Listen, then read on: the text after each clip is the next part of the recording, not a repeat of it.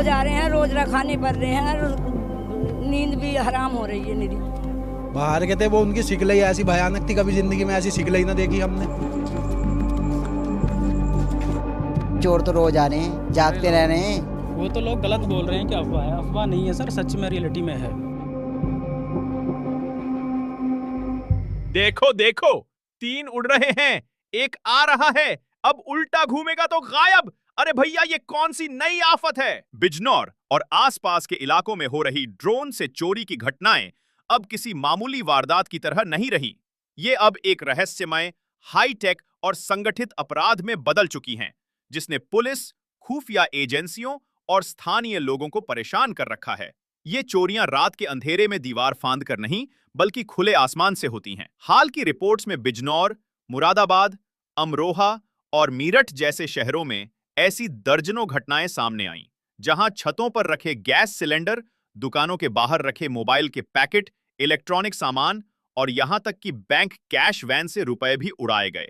ये ड्रोन साधारण खिलौना ड्रोन नहीं, बल्कि कस्टमाइज किए गए हाई-टेक मशीन हैं। इनमें नाइट विजन कैमरे, साउंड मफलर, जीपीएस ब्लाइंडर और मैग्नेटिक ग्रिपर लगे हैं, जो कुछ ही सेकंड में सामान उठाकर गायब हो जाते हैं। सब कुछ इतनी सफाई से होता है कि पहली बार देखने पर किसी साइंस फिक्शन फिल्म का सीन लगता है, लेकिन यह हकीकत है।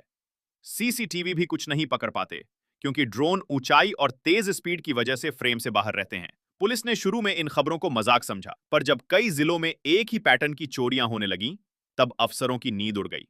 एसटीएफ की जांच में खुलासा हुआ कि इन ड्रोन को बिजनौर के बाहरी इलाके में एक बंद पड़े गोदाम में चार्ज किया जाता था। वहां से इन्हें स्काई पैथ नाम के विदेशी सॉफ्टवेयर से कंट्रोल किया जाता था, जिसमें timer based auto pilot system था। यानी ड्रोन बिना किसी इंसानी कंट्रोल के भी टारगेट तक पहुंचकर मिशन पूरा कर सकते थे। कुछ ड्रोन चोरी के वक्त लाइव फुटेज दुबई और बांग्लादेश भेज रहे थे। इससे साफ हुआ कि ये सिर्फ चोरी ही नहीं, बल्कि किसी अंतरराष्ट्रीय नेटवर्क का हिस्सा भी हो सकते हैं।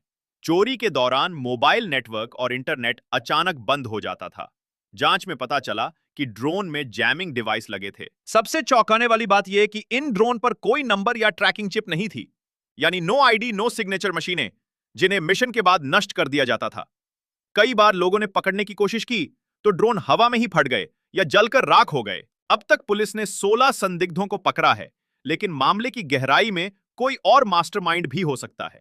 जनता में डर का माहौल है, क्योंकि कोई नहीं जानता कि अगला निशाना कौन होगा। क्या ये चोरियां सिर्फ सामान चुराने तक सीमित रहेंगी, या फिर इससे बड़ा कोई खतरा सामने आएगा?